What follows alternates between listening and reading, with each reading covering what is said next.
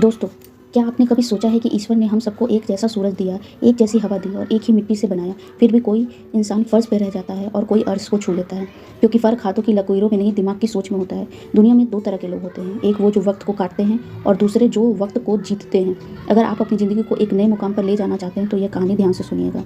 किस्मत का बीज। एक बहुत बड़े नगर में सेठ धर्मदास नाम के एक अत्यंत बुद्धिमान व्यापारी रहते थे।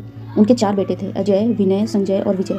सेठ जी अब वृद्ध हो चले थे। वो चाहते थे कि वो अपने विशाल साम्राज्य की कमान उसी को सौंपे जो बुद्धिमान हो और संसाधनों का सही उपयोग करना जानता हो। एक दिन सेठ जी ने चारों बेटों को बुलाया और सभी के हथेली पर 5 दाने गेहूं के रख दिए और कहा, पुत्रों, मैं 1 साल के लिए तीर्थ यात्रा पे जा रहा हूँ। ये 5 दाने मेरी अमानत है। जो इसका सही मोल समझेगा वही मेरा असली वारिस होगा।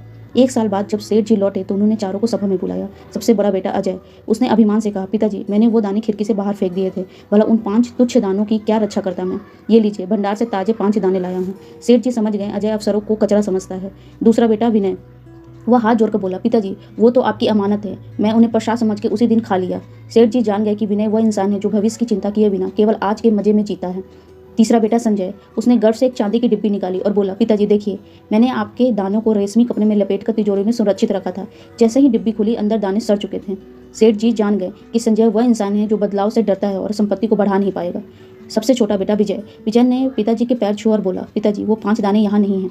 मैंने उन दानों को अपने खेत में बो दिया था और उसका देखभाल किया। आज वो 5 दाने 500 बोरियां बन चुके हैं। सेठ जी विजय के साथ खेत पर गए और वहां लहराते गेहूं को देखकर बहुत खुश हुए और बोले, यही मेरा असली वारिस है, जो मिट्टी से सोना बनाना जानता है।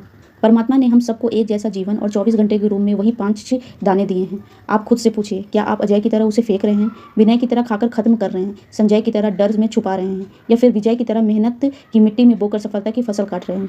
याद रखिए, किस्मत बनाई नहीं जाती, कमाई जाती है। अगर यह कहानी आपको 24 घंटों के मेहनत और ज्ञान के खेत में बोकर अपनी आने वाली पीढ़ियों के लिए फसल तैयार करने की सीख दी है तो लाइक, सब्सक्राइब और शेयर करना ना भूलें, ताकि दूसरे भी अपने वक्त के बीज को पहचान सकें। Thank you. कल फिर मिलते हैं एक नई स्टोरी के साथ।